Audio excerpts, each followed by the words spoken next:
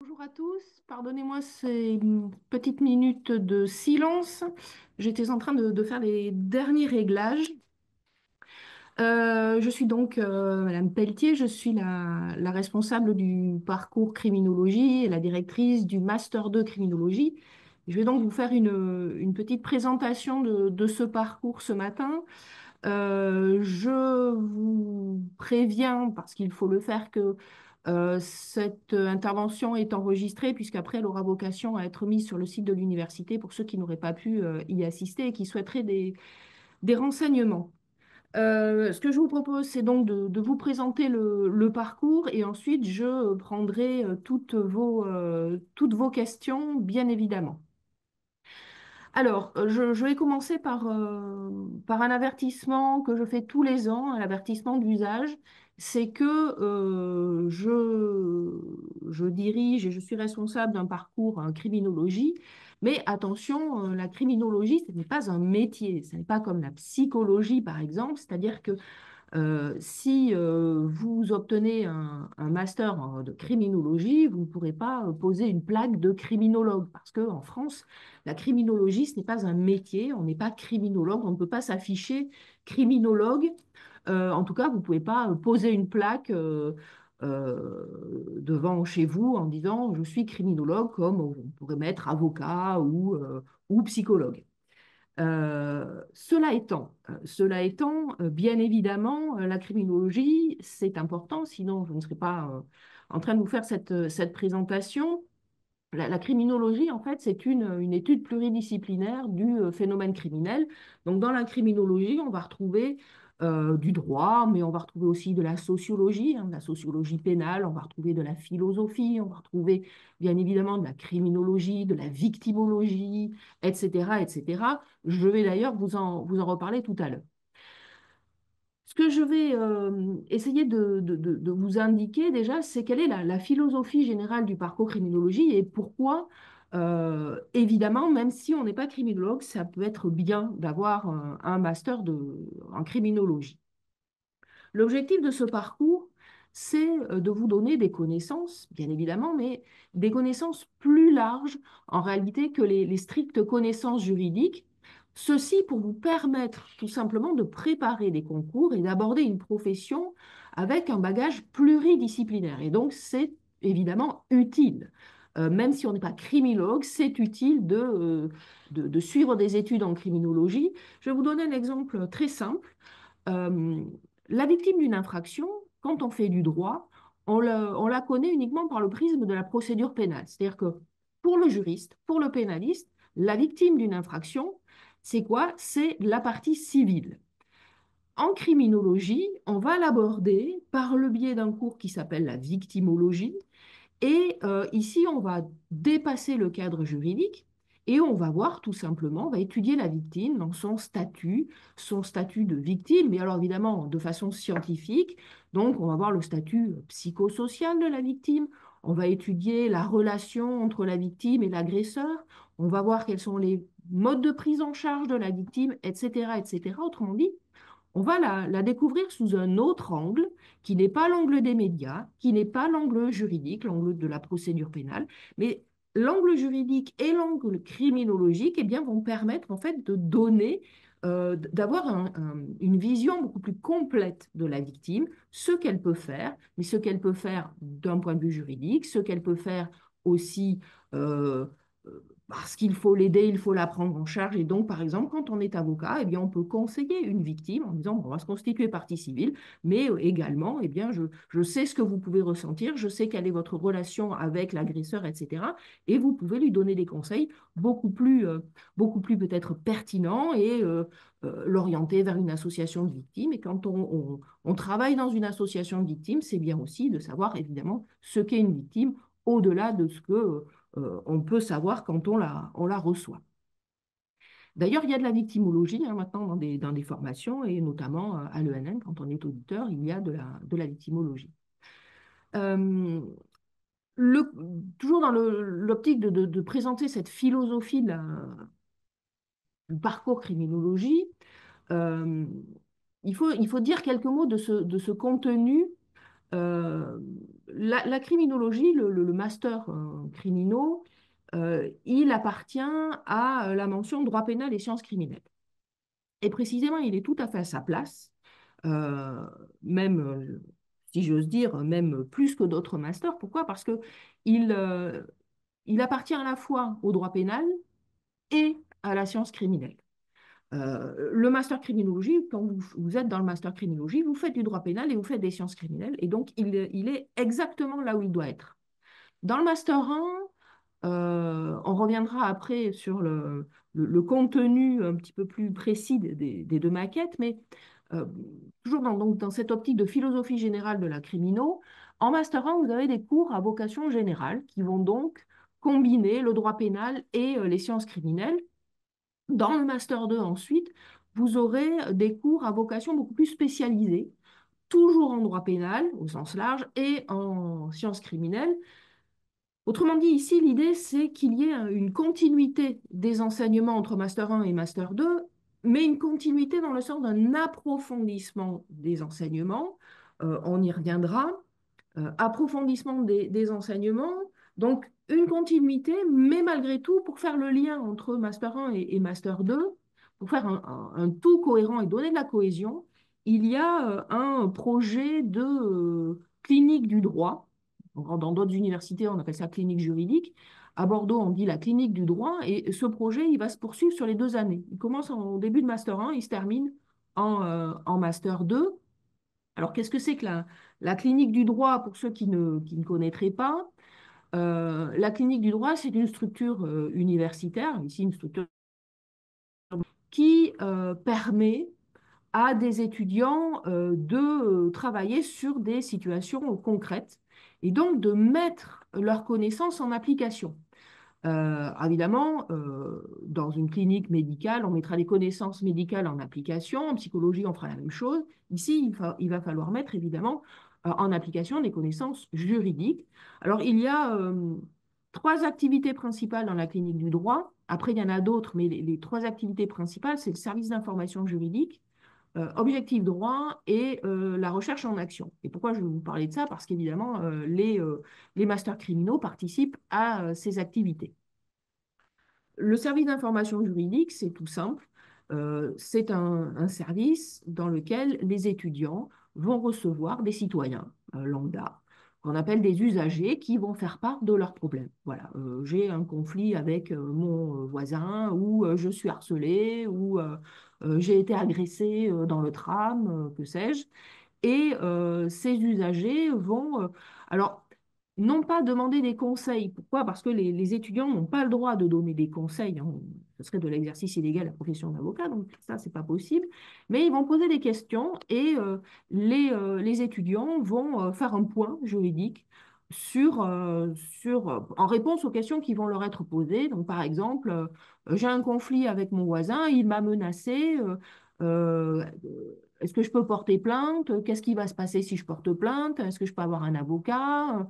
Et c'est quoi les menaces? Et donc, les étudiants vont dire, ben voilà, vous pouvez porter plainte, ça aura telle conséquence juridique, telle réponse pénale ou un classement sans suite, les menaces et voilà ce que sont les menaces. Mais ensuite, les étudiants vont pas dire, bah, on vous conseille de porter plainte, de faire ci, de faire ça. Non. Après, les étudiants orientent vers une structure, une association de victimes, en leur disant, vous pouvez aussi consulter un avocat, mais sans donner de nom, évidemment. Ou vous pouvez aller vers des associations de victimes et donner des liens, mais toutes les associations, bien évidemment. Donc voilà pour le service d'information juridique. Objectif droit, là, c'est une activité tout à fait différente, c'est-à-dire que là, les étudiants vont se déplacer dans des établissements scolaires à la demande, hein, des établissements pour présenter des thématiques à destination des élèves de collège, hein, le plus souvent. Alors évidemment, des thématiques qui sont en rapport avec l'objet du master criminologie. Donc, moi, j'ai des étudiants qui partent pour présenter le procès d'assises, des étudiants qui vont parler des violences intrafamiliales, des étudiants qui vont parler du harcèlement, de la responsabilité pénale, des prisons, de la réinsertion, etc., etc. Le but, en fait, ici, c'est d'apporter des connaissances aux élèves, aux collégiens, aux enseignants de collège, de lutter contre des idées reçues, d'interagir évidemment avec les collégiens et leurs enseignants. Alors évidemment, tout ça prend la forme de jeux sérieux, de jeux de rôle, etc., parce que ça doit être ludique. Et évidemment, les étudiants en criminaux, les masters criminaux, ben, ils font ça durant leur parcours criminel. Et enfin, il y a la REA, la recherche en action. Alors la REA, il s'agit ici pour les étudiants de réfléchir sur un thème, sur un sujet. Alors ce sujet, en fait, il a été euh, donné par des associations, des praticiens qui n'ont pas le temps de réfléchir de façon scientifique sur des problématiques de leur quotidien. Donc, ils nous font remonter des problématiques, des questionnements, et bah, les étudiants choisissent. Et ils vont, sur les 2 années, préparer en réalité un guide de préconisation. Ils vont rédiger un rapport qu'ils vont présenter, les deux, le rapport et le guide de préconisation, qu'ils vont présenter dans un atelier de restitution en présence de praticiens, en présence de camarades, hein, aussi d'étudiants, d'autres masters ou autres, hein. Alors, pour mener à bien ce projet, alors là, je donne les grandes lignes, hein, parce qu'après, j'en reparle quand on est en présence des étudiants. Euh, il va s'agir de monter des entretiens. Donc, vous avez de la méthodologie des entretiens, vous allez faire des enquêtes de terrain, etc. Et donc, évidemment, ça prend beaucoup de temps et vous faites ça sur les 2 années. Alors, cette année, par exemple, le thème qui a été retenu, c'est la prise en compte des éléments psychologiques dans la décision de placement à l'extérieur. Mais auparavant, on a eu un projet de recherche en action sur les violences intrafamiliales. On a eu un projet sur le travail forcé dans le secteur vitivinicole bordelais. Et il y a eu d'ailleurs des procédures, hein, et des procès. On a eu l'insécurité et le développement du phénomène criminel dans la région de Bordeaux Métropole, puisque avec le changement sociologique de Bordeaux, le fait que Bordeaux se soit beaucoup développé, eh bien, ça a attiré de nouvelles formes de criminalité. Et donc, les étudiants ont travaillé évidemment là-dessus. Donc, les masters criminologie, ils participent aux activités cliniques. Tous les étudiants du master font du service d'information juridique, ça c'est obligatoire. Et ensuite, selon l'année de sélection, ils font soit objectif droit sur les 2 ans, soit de la recherche en action, parce qu'on ne peut pas faire les deux parce que c'est extrêmement chronophage. Alors cette année, les Master 2 continuent l'activité objectif droit et les Master 1 ont commencé à travailler sur la recherche en action et donc sur le placement à l'extérieur et la prise en compte des éléments psychologiques dans la décision de placement à l'extérieur.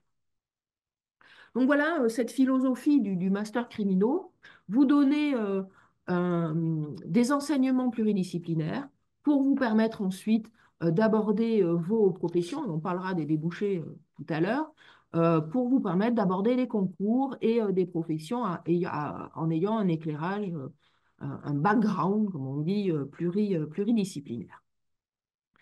Alors, quelques mots, bien évidemment, du parcours en lui-même, des 2 années de parcours, même si, bien évidemment, je suppose que vous vous êtes déjà renseigné, que vous êtes allé sur la page de l'Université de Bordeaux, de la faculté de droit, hein, qui vous présente les 2 maquettes et qui vous présente le parcours criminologie. Et je vous invite évidemment à y aller parce qu'en plus, vous avez des témoignages d'anciens étudiants. Quelques mots donc sur ces 2 années de parcours. Année de Master 1, vous avez 4 matières fondamentales avec des travaux dirigés. Semestre 1, vous avez de la criminologie générale et du droit pénal spécial avec l'étude des infractions contre les personnes. Semestre 2, vous avez le droit pénal spécial avec les infractions contre les biens et le droit de la peine. Vous avez donc, je vous l'ai dit, des travaux dirigés dans ces 4 matières donc, qui ont vocation à appréhender le crime, l'infraction, le crime, la façon de l'appréhender donc d'un point de vue infractionnel, d'un point de vue criminologique et du point de vue de la sanction, bien évidemment. Et ensuite, vous avez des matières sans TD, mais qui sont néanmoins tout aussi essentielles, de la psychocriminologie, de la sociologie, j'en parlais tout à l'heure, sociologie de la déviance, de la criminalistique, autrement dit de la médecine légale, de la police technique et scientifique, vous avez de la philosophie, etc., etc. Vous pouvez d'ailleurs combiner cette première année de master avec les autres enseignements du DU de sciences criminelles, ce qui vous permet là d'avoir véritablement une belle formation en criminologie. Et vous avez aussi la possibilité de partir pour un semestre en Erasmus avec une université en Belgique, qui est la Vrije Universiteit Bruxelles, la VUB. Alors c'est ouvert à un seul étudiant, hein, un seul étudiant chez eux, un seul étudiant chez nous. On commence hein, pour voir ce que ça donne, à condition de parler anglais, parce que là-bas c'est le néerlandais ou l'anglais, donc les cours sont en anglais avec donc un niveau minimum B2.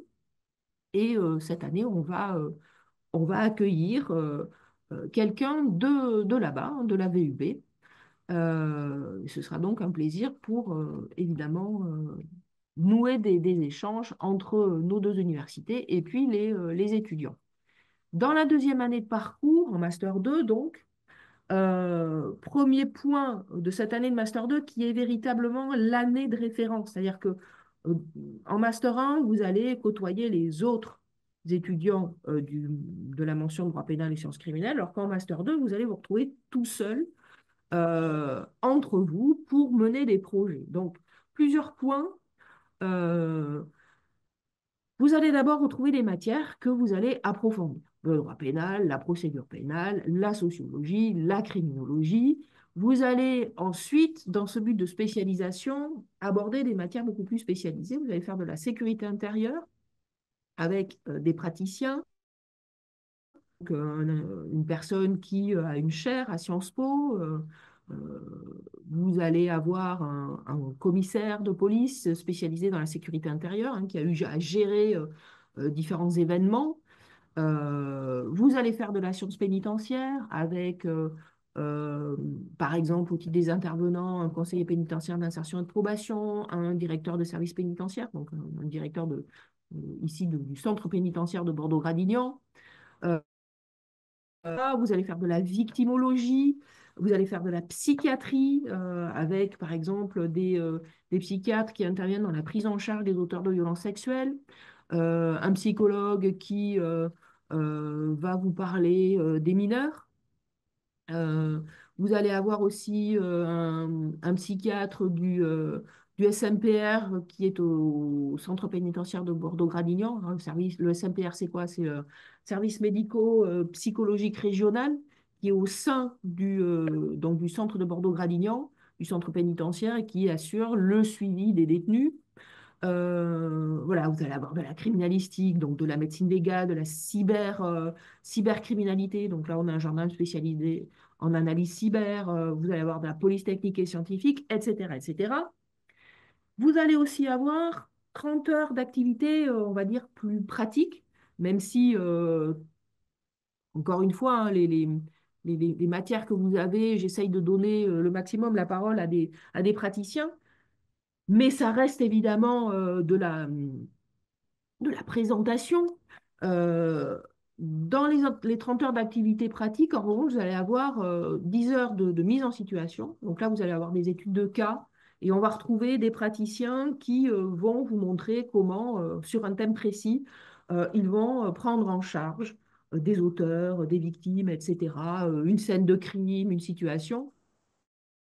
Et après, ça donne lieu à un rapport, hein, c'est de la formation continue ici, enfin du contrôle continu, pardon, pas de la formation continue, du contrôle continu. Donc, par exemple, on essaye de trouver des thèmes en rapport avec l'actualité. Donc, il y a eu sur 10 heures la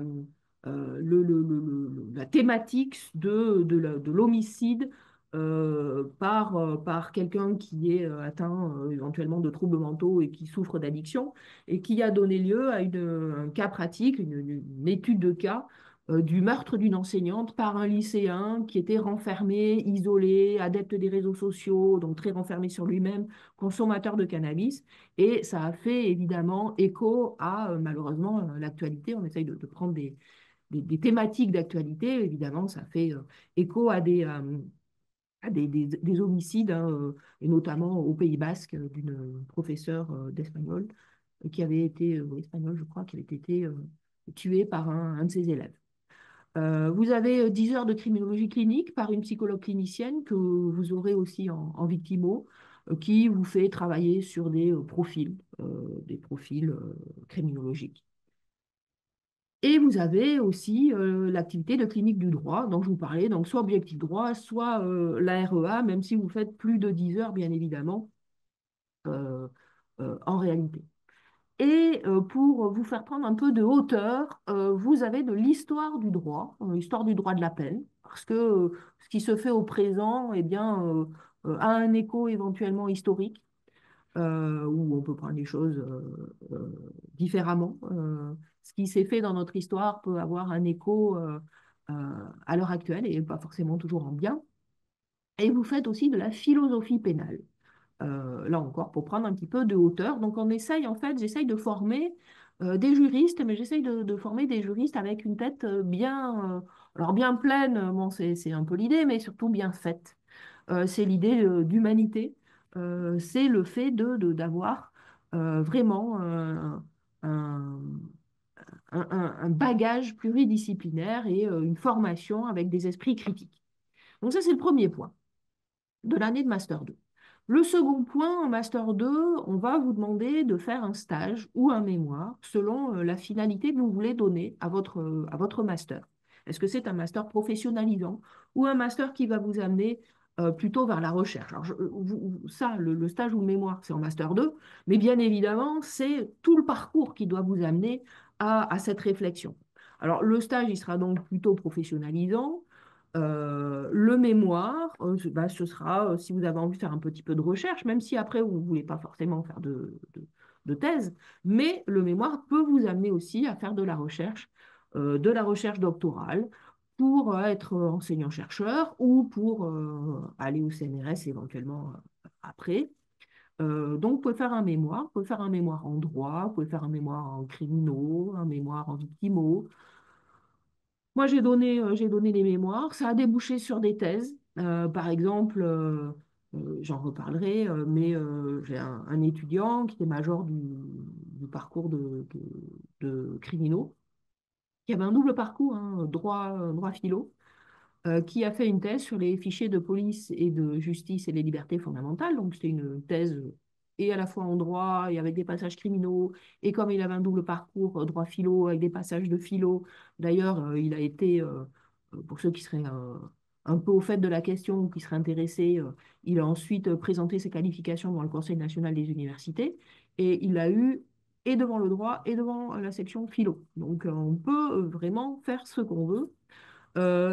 J'ai donné un sujet de thèse sur le traitement pénal du pédocriminel, j'en reparlerai. J'ai donné comme sujet de thèse l'analyse probabiliste en droit pénal, par exemple. Il y a l'adaptation au milieu carcéral, le soin pénalement ordonné. Donc, vous voyez, vous avez vous pouvez poursuivre la recherche en faisant des thèses en droit, mais avec une orientation un peu criminaux, voilà, parce que c'est l'objet de votre parcours. Troisième point aussi, en Master 2, vous avez des immersions dans différents milieux professionnels. Vous avez des visites au centre pénitentiaire de Bordeaux-Gradignan. Et d'ailleurs, des étudiants, hein, du master sont accueillis en stage aussi au centre pénitentiaire. Donc, ça vous montre, hein, ce qu'est un établissement pénitentiaire et comment ça fonctionne, etc. Bon. Euh, on a une visite aussi au sein d'une caserne de gendarmerie, sur la caserne Batesti à Mérignac, ou un centre de gendarmerie à Bordeaux, où là, il y a des ateliers. Donc, vous êtes reçus, hein, par les gendarmes, les officiers. Et donc, bah, quand on y est allé cette année, il y avait un atelier laboratoire d'analyse. Donc, on vous montre comment on fait des analyses, etc., à quoi ça sert, etc. Bref. Il y a eu un atelier technique du portrait robot. Donc, on a fait faire un portrait robot, on leur a montré comment on le faisait, etc. L'importance du portrait robot et justement aussi l'importance de la mémoire, donc la fragilité éventuellement du témoignage hein, dans la procédure. Est-ce que je me souviens bien de voilà, il y a des différentes visites. Hier, nous étions à l'unité pour malades difficiles de Cadillac, où on a pu discuter évidemment avec des psychiatres, voir des profils de personnes, de populations accueillies dans l'UNB, l'UHSA. Enfin voilà, il y a plein de choses à faire pour vous montrer, pour compléter et enrichir ce bagage pluridisciplinaire que je tiens à vous donner dans le cadre de ce master, de ce parcours criminaux. Et je fais aussi tous les ans intervenir un membre de l'OIP, qu'on va à Bordeaux-Gradignan. Je donne la parole aussi à un membre de l'Observatoire international des prisons qui vient tous les ans faire une conférence et répondre aux questions. Et alors en plus, l'intérêt aussi de la chose, c'est que il a vu les prisons de l'intérieur puisque c'est un ancien détenu. Alors il n'y a rien de secret là-dedans, hein. Il le dit, il est présenté comme tel et il fait voilà, présentation de la prison de l'intérieur, des activités de l'OIP, etc. Il a fait un livre hein, sur son, sur son parcours, donc il n'y a rien, évidemment rien de secret. Quatrième point aussi, et ça c'est extrêmement important, et je reviens toujours quand j'accueille après les étudiants, enfin je retrouve les étudiants pour une petite réunion de rentrée en Master 2. L'année de Master 2, je vous donne des responsabilités. C'est-à-dire que l'année, elle est ce que vous en faites. Vous pouvez vous ennuyer si vous ne faites rien. Même si c'est pour moi un programme intéressant, ce programme pluridisciplinaire, mais ce qu'il faut, c'est vous saisir de cette année de Master 2. Donc, bah, je vous donne les clés. Donc, vous allez organiser des conférences thématiques, vous pouvez organiser des ciné-débats. On a un partenariat avec un cinéma d'art et d'essai de Pessac. Vous pouvez faire une sorte de cluedo. J'ai des étudiants qui ont fait un cluedo dans la ville de Bordeaux. Vous pouvez faire des after-work. Alors, par exemple, moi, j'ai eu des étudiants qui ont fait un ciné-débat sur le film Un silence avec Daniel Auteuil, qui était un film tiré d'une histoire vraie, hein, sur un avocat qui avait été accusé de pédophilie. C'est de l'avocat euh, des, euh, des, certains parents dans l'affaire Dutroux. L'affaire Dutroux, pardon, pas Dutroux, n'importe quoi. L'affaire Dutroux en Belgique. L'un des avocats de parents de fillettes, bah, en fait, enfin, consultait des sites pédophiles. Il y a eu un film là-dessus. Et donc, il y a eu un ciné-débat. Cette année, il y a des after-work. C'est des professionnels des after-work, mes étudiants. Donc, ils ont fait un after-work sur la sécurité intérieure, un after-work sur la peine, sur le soin dans la procédure pénale. Alors, évidemment, il y a bah, un directeur de service pénitentiaire de Bordeaux-Gradignan, il y a un psychiatre, un psychologue, etc. Donc, j'y ai participé, évidemment, un commissaire de police, enfin, en fonction, évidemment, des thématiques. Alors, c'est bien, master criminaux, enfin, moi je trouve que c'est un master très riche, mais vous pouvez peut-être vous demander, mais qu'est-ce qu'on fait avec ça? Qu'est-ce qu'on fait avec de la criminologie? Eh bien, on fait tout ce qu'on veut avec de la criminologie, c'est-à-dire que vous pouvez embrasser tous les métiers, toutes les missions. Je demanderai à ceux qui n'ont pas coupé leur micro de le couper parce que il y a des petites interférences et comme ça a vocation à être mis en ligne ensuite, ce serait un petit peu dommage. Je vous remercie. Je vous donnerai la parole après, ne vous inquiétez pas.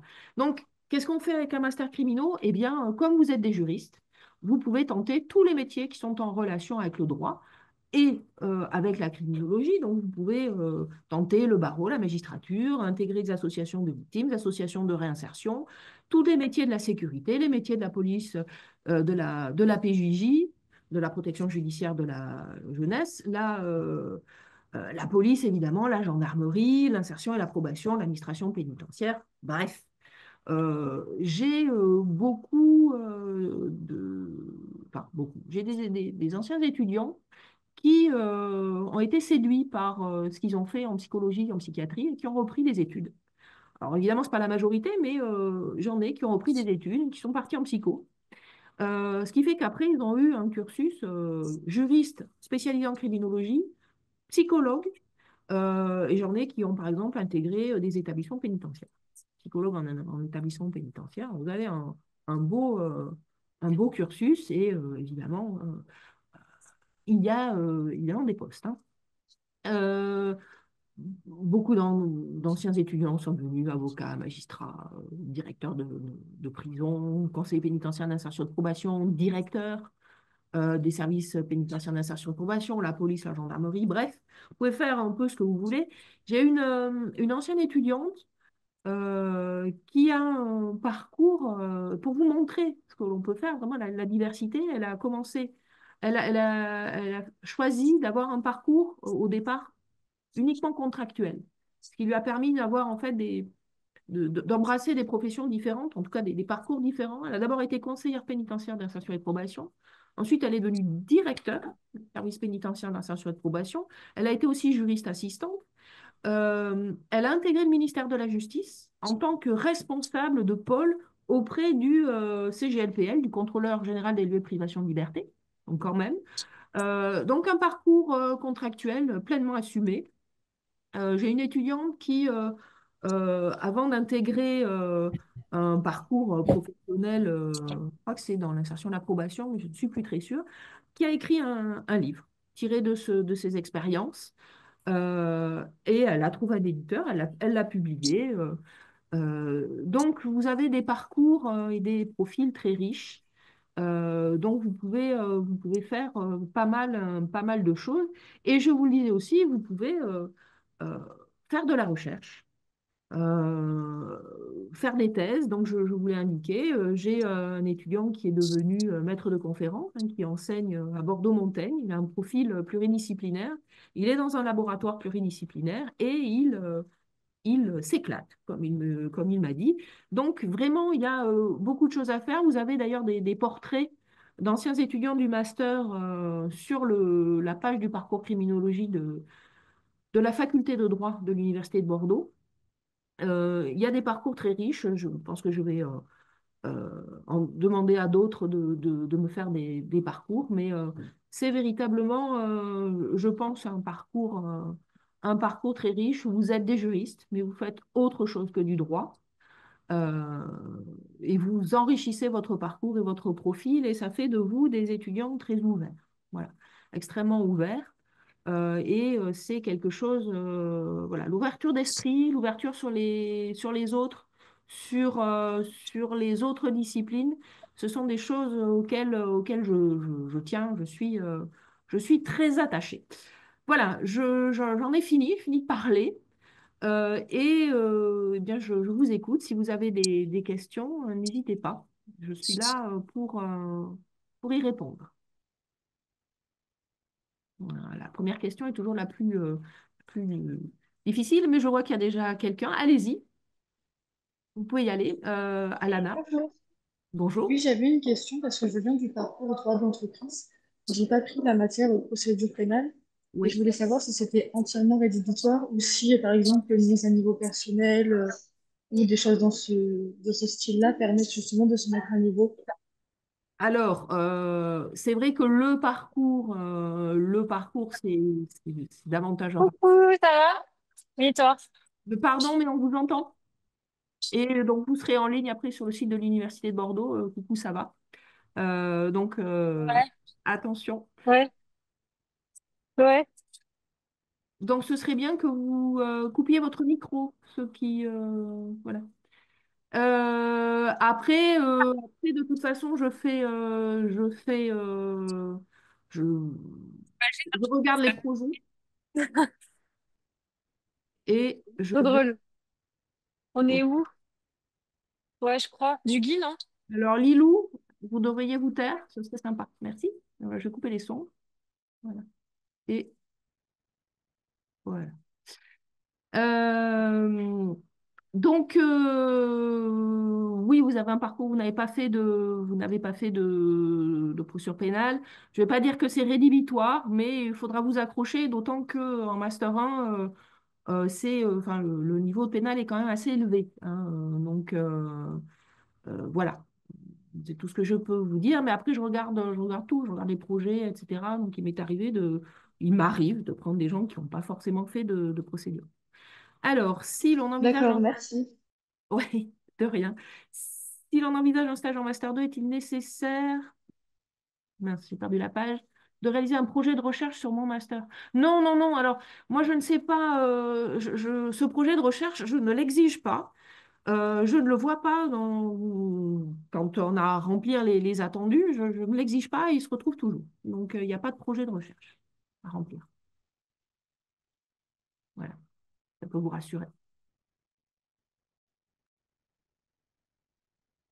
Alana, vous avez encore une question ou c'est la main précédente? Plus de questions?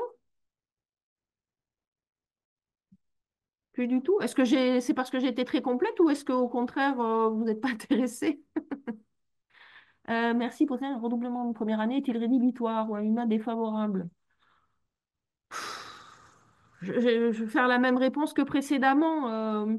Le, le... Non, ça dépend après du niveau du dossier parce que j'ai beaucoup de demandes. Après, un accident, ça arrive. Et j'ai dit que je prenais des étudiants qui étaient ouverts et j'essaye de l'être aussi. Donc, je peux pas vous dire, c'est pas rédhibitoire. Après, il faut muscler le dossier. Est-ce que le fait d'avoir fait le certificat sciences criminelles peut aider à intégrer le master criminologie? C'est bien, mais là aussi, je vais pas. C'est bien parce que c'est ce que je disais, ça vous donne déjà un arrière-plan en criminaux, donc c'est évidemment c'est un plus. Mais je regarde aussi tout le dossier quand même. Vous n'attendez pas de projet élément pour ceux qui veulent. Non, je n'attends pas du tout de projet. Non, non. Je veux une lettre de motivation, un CV, enfin ce qu'on vous demande, quoi. Mais je ne demande pas de. Les stages comptent-ils pour la candidature? Non. Je vais dire non parce que vous pouvez avoir un bon dossier et pas avoir eu la possibilité de faire des stages. Donc c'est pas parce que vous n'avez pas fait de stage que je ne vous prendrai pas. Parce que c'est pas évident pour tout le monde. Il y a de plus en plus de stages. Puis c'est de plus en plus compétitif. Ben, moi, ça me gêne un peu. Parce que vous êtes déjà dans une logique ultra compétitive. Et après, on arrive avec des étudiants qui sont en burn-out et ça ne me plaît pas du tout. Mais si vous avez fait des stages, je ne vais pas vous dire, ah, c'est nul, vous avez fait des stages. Non, c'est très bien aussi. Si nous avons eu des résultats moyens en droit pénal en ayant pris tous les TD, mais qu'on est réellement motivé, est-ce qu'on a des chances d'être pris dans ce parcours? Je ne sais pas. Là aussi, je suis désolée, je fais des réponses de Gascon, hein. Bon, pas tout à fait étonnant de ma part, mais euh, je regarde tout, je n'exclus rien. Mais après, j'ai aussi beaucoup, beaucoup de dossiers. Et donc, je ne vais pas dire à quelqu'un qui a un excellent dossier, bah, vous êtes mauvais, vous êtes bon et je ne vais pas vous prendre. Donc, voilà. Après, ça dépend ce qu'on entend par résultat moyen. Que des initiatives associatives étudiantes au sein du milieu pénitentiaire sont une preuve de motivation. Ah, évidemment que c'est une preuve de motivation, oui, c'est sûr. Mais après, c'est ce que je dis, tout le monde n'a pas la chance non plus d'intégrer les milieux. Mais oui, oui, bien sûr. Il n'y a pas d'entretien. Il n'y a pas d'entretien. Moi c'est indiqué, hein. Il n'y a pas d'entretien. Est-ce que vous basez sur une moyenne minimale pour la sélection en master? Bah, ça dépend des dossiers. Au bout d'un moment, je m'arrête. Oui. Oui. Oui, je m'arrête au bout d'un moment. Mais je ne dirai pas où je m'arrête parce que je ne veux pas décourager les gens. Puis c'est ridicule. Je regarde tout. D'ailleurs, c'est long. C'est pour ça que j'ai une commission. Et c'est moi qui prends les décisions. Et d'autres questions?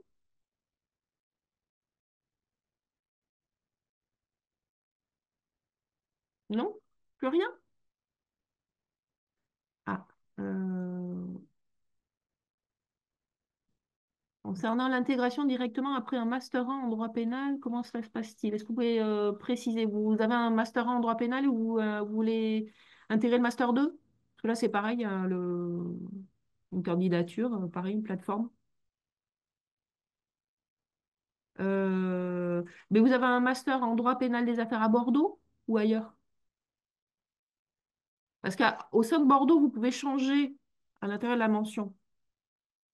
Oui, bah ça, il faut voir avec vos directeurs de master. Demander une autorisation et nous demander une autorisation. Mais sinon, après, il y a une plateforme, pareil. Est-ce que vous regardez plutôt la note de partiel de droit pénal de L2 ou bien plutôt la moyenne de la matière pénale 1 L2? Je regarde les deux. Je regarde les deux. La lettre de motivation a-t-elle une importance cruciale ou est-ce la qualité du dossier qui prime davantage? Ah, plutôt la qualité du dossier. La qualité du dossier, le CV. Après la lettre de motivation, évitez de me dire que vous voulez faire des études en criminologie depuis que vous avez 6 ans parce que c'est pas crédible. Et ça, on en a. Donc attention, ça vous dessert. Je dis ça pour... bon, moi, ça me fait rigoler, mais bon, il faut avoir des collègues qui seront plus chafouins. On a le droit de dire dans une lettre de motivation que bah, on ne savait pas trop et que après, ça paraît intéressant. Enfin, je ne vais pas vous faire votre lettre, hein. Donc, est-ce que Julie veut parler? Oui, bonjour. Moi, je viens juste d'arriver parce qu'en fait, je suis en deuxième année de droit et je pensais que la présentation du master se faisait en présentiel à la fac, Non. puisque je n'avais pas reçu le tableau avec toutes les présentations et les liens. Ah, Donc là, ça fait 40 minutes que je cherche à la fac la présentation du master, mais en fait, on vient de me dire que c'était en visio et donc je viens de rejoindre à l'instant. bon. Alors, pas de panique malgré tout, parce que cette présentation, elle est enregistrée, elle sera mise sur la page du master criminaux. euh, D'accord. sur le site de la faculté de droit de l'Université de Bordeaux. Donc, pas de panique. Alors non, en fait, on fait quasiment tous nos interventions en visio parce que ça permet de toucher plus de personnes. Euh, voilà, Ok, très bien. donc, Très bien. Merci beaucoup. de rien. Bon courage, bonne continuation. Oui, Merci. Simon. Oui, excusez-moi, je vous ai du coup envoyé un message dans le chat, mais c'était pas très clair. Ah, C'était par rapport à l'intégration directement en M2 du master oui, criminologie. oui, Je suis actuellement du coup en master 2 en droit répressif économique, du coup à la faculté de Bordeaux, dans sciences pénales criminelles. Et c'était pour oui. savoir les modalités d'intégration directement. Est-ce que se faisait directement en master 1 en criminologie, sachant que j'ai déjà suivi l'ensemble, un tronc commun de droit pénal et sciences criminelles, ou est-ce que ça se faisait directement en master 2 et comment du coup dérouler du coup cette intégration et la procédure de candidature, etc. Alors, donc, vous avez le master en droit pénal et droit pénal à Bordeaux. Exactement. Et là, vous êtes dans le M2 droit répressif Master 2, oui. économique. Ouais. Alors là, j'avoue que vous me posez une colle parce que j'ai jamais eu ça. En fait, ce qui se passe d'habitude, c'est plutôt le master 1. J'ai suivi le master 1 et je voudrais changer de mention, enfin de parcours. Alors là, pour le coup, je ne sais pas comment il faut faire. Donc, je ne sais pas. Là, je vous suggère de vous rapprocher déjà de vos directrices de master, et puis après de vous rapprocher de moi, puisque vous êtes à Bordeaux. Parce que Oui. là, pour le coup, c'est la première fois que j'ai ce cas. Ok, pas de souci. Ben, merci beaucoup. Merci à vous.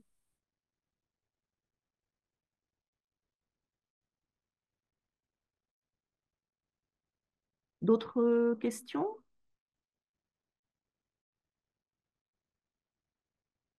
Ah, oui, je vois, pardon, pardonnez-moi, j'ai pas vu ça dans le chat.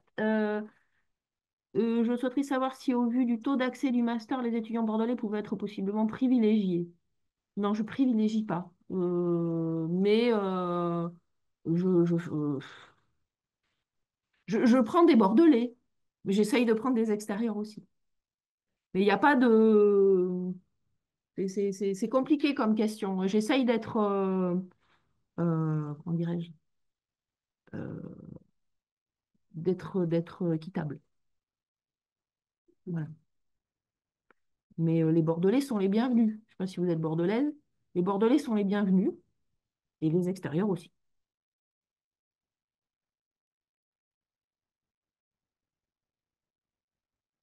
Vous êtes de Bordeaux ou vous êtes de l'extérieur?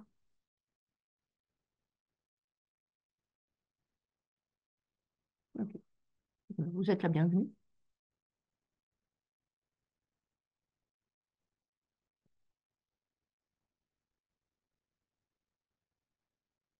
Alors, d'autres questions. Je regarde dans le chat si j'en ai pas loupé une.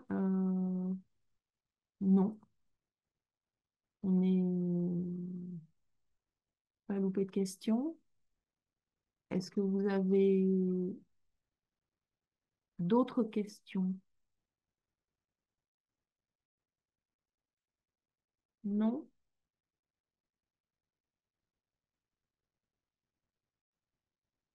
Non, sûr, plus de rien du tout. Donc, je vous laisse vaquer à vos occupations et rejoindre vos amphis, peut-être, ou vos TD, ou autres. Oui? Alors, je vous souhaite une excellente journée et j'espère que nous nous reverrons. Voilà, bon courage en tout cas, parce que très honnêtement, j'aimerais pas être étudiant à l'heure actuelle. C'est difficile. Voilà, donc bon courage à tous.